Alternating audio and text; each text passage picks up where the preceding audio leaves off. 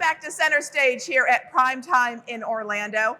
I am so excited. We are going to switch gears and talk now with one of my favorite teams, Service Leaders Network. Mark Pollitz, Director of Service, head of our Service Leaders Network. Pleased to be here. Thank you very much. I'm so excited that you're here. And who do you have with you today? Oh, with me today is our newest development, our newest hire with Service Leaders Network, Carmine Dionisio. Hi, Carmine. Hi, Educational Development Manager. Oh, that's a fancy title. It's a long title.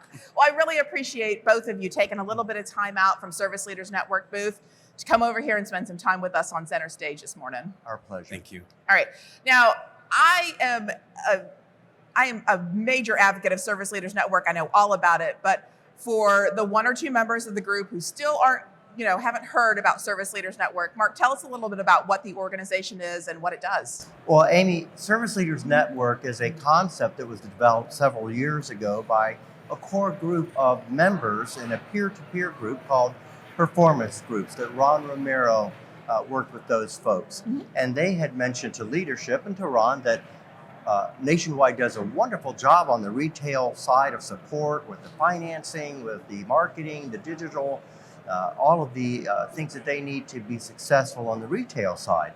However, for those dealers that sell appliances and have a service division, whether it's one technician or 100, those folks said, we don't really have any support on the service side. Mm-hmm. So the concept was developed to create the Service Leaders Network, which is the support division of Nationwide Marketing Group to support appliance servicing dealers. Yeah, wonderful. So I know that, one of the major challenges within the channel right now is labor. Finding labor, training labor, retaining labor, and I'm sure it is exactly the same on the service side, if not more.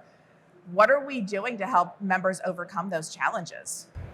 Well, first off, we went ahead and we're partnering up with the Department of Labor, to try to get an apprenticeship program to go ahead and bring new talent and train even like veterans or anything like that into coming into the appliance industry. Oh, okay. Right now, we're currently certified in Texas or approved in Texas, and we're working with Maryland, we're working with Kansas. There's 50 targets that I have to work with, and each one has their own individual process. So that's one of the ways that we're working with them.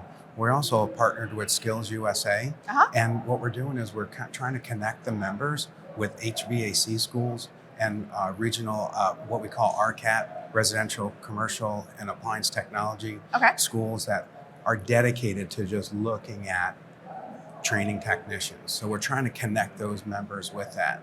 We also went ahead and created a hiring and onboarding process that will actually show them how to go ahead and work with different organizations to try to put their name out there. So that's what we're trying to do to help them. That's a lot. I know.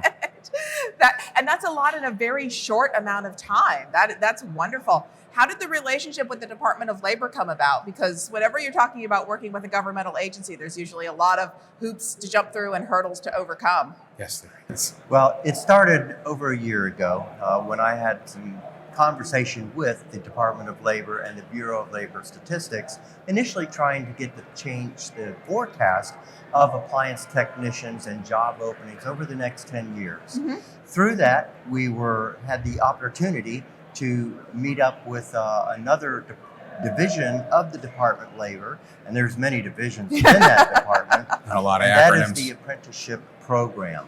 Okay. And through that, we discovered that there is government funding available for employers.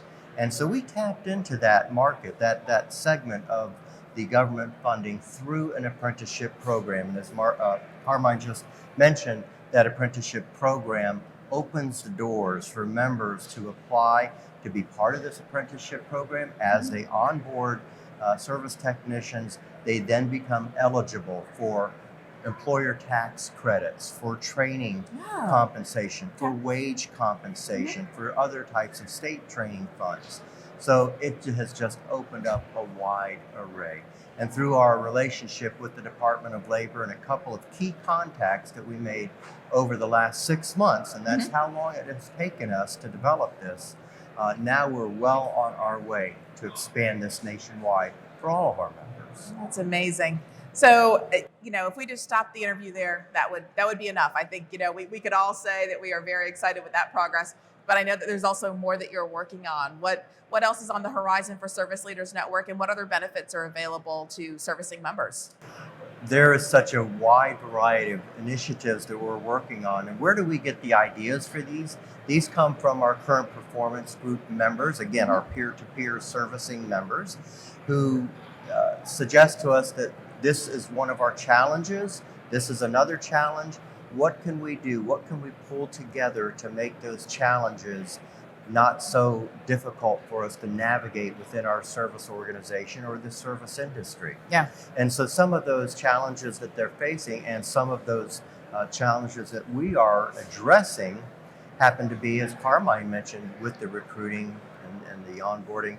We also have partnered with 5 different training organizations, each of which give a member discount to provide training for their new hire technicians and their current technicians. In addition to that, we have other member benefits through some of our trade partners. We've partnered with the 3 largest parts distributors in the U.S. As well, we have partnered with the 3 trade associations within the U.S. These are associations where we get our training from. We don't actually do the training ourselves, Carmine and I. However, we facilitate that. So we facilitate technical training, business management training. We offer business counseling one-on-one. We'll spend time, if it's weeks, with a service company to help them navigate through their service organization to assure that they're being successful. That's wonderful. Yeah, there's one more thing we're working on too. We're working on a database through our IT group. It's MemberNet 2.0. MemberNet 2.0. We're all very excited about MemberNet 2.0. One great thing is going to give us a lot of a service content that we need to go ahead and work with our members, especially with warranty rates. We're making up a scorecard for the member. When they give us the information, we'll go ahead and give them a scorecard that'll tell them where they rate and rank in the nation with everybody else. So you'll either be green, yellow, or red. If you're red, you need to work on those rates, especially now with the economics the way they are, as high as the CPI is. These are things that we're trying to do to get the members engaged with us service-wise and to bring more value to them. That is fantastic. Now, I know that you all work with members who have servicing departments, or maybe even those who are thinking about adding service to their operations. So I know they can connect with you here on the show floor. And we were talking a little bit earlier, you have some great giveaways and prizes here for members who have come to PrimeTime. You want to tell us a little bit about those? Amy, we absolutely do. We get great support from our trade partners and our vendors on the Service Leaders Network side. And we've had most of our trade vendors or trade partners have donated 28 prizes, all valued over $17,200. Goodness. So come by the Service Leaders Network booth and scan our QR code, and we'll be doing those drawings throughout today, every hour. Yeah. And those are only available for members who come to PrimeTime. At the end of this show, there won't be any more prizes left. All right. So for anyone who's here at PrimeTime, of course, they can come by the booth. For someone who maybe didn't make it to this PrimeTime show, how else do they connect with you and start taking advantage of everything that Service Leaders Network has to offer? Amy, we have developed our website, Service Leaders Network webpage within MemberNet. And it's very easy to get there. Once you log into MemberNet, go to the Quick Links panel on the right side, scroll down near the bottom, and click on Service Leaders Network.